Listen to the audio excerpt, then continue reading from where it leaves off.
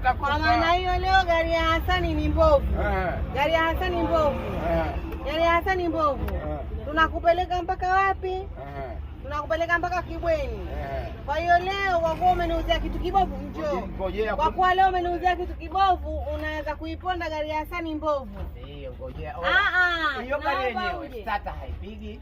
Ukitizama zile waya, editor kule haziwaki. Aita kajaribu ile kidude cha hapa cha kubadilisha cha kuashia umeme.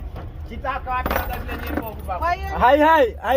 Hai, tazama. Huu funguo huu ndio unaoashia gari, huu wa mlango huu. Unaona self starter umesoma wapi baba? Huu funguo huu hai wa duka, unafungua mlango wa duka ndio unapiga hii.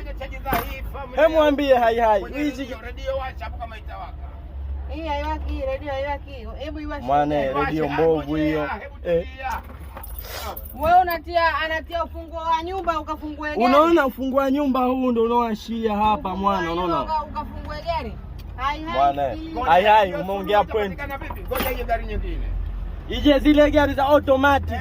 Si hili. Ambazo gari zitapita hapa yoyote ijaribu kama haikuwaka. Haikuwaka utakuja kubadilishwa na smart na hili utamwambia bwana hii imeibiwa vile. Kwa nini unipe kitu kibovu na kati kitu kizima? Eti.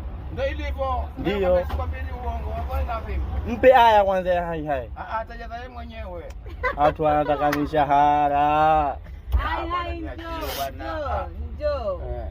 Kama kibovu na kufanya vipi? Nitakubadilishia chengine nitachukua kwa Kalimwezi.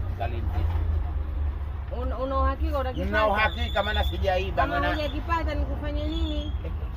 Madude kibao yametolewa hapo, nimeona na wewe mwana ushambo utakipata. Madude kibao yametolewa mwana hapo, unaanza kulala.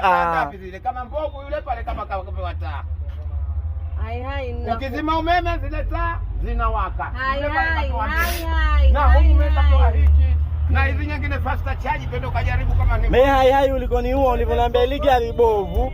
Hai anakuwa hai anakubali. Hai anakubali.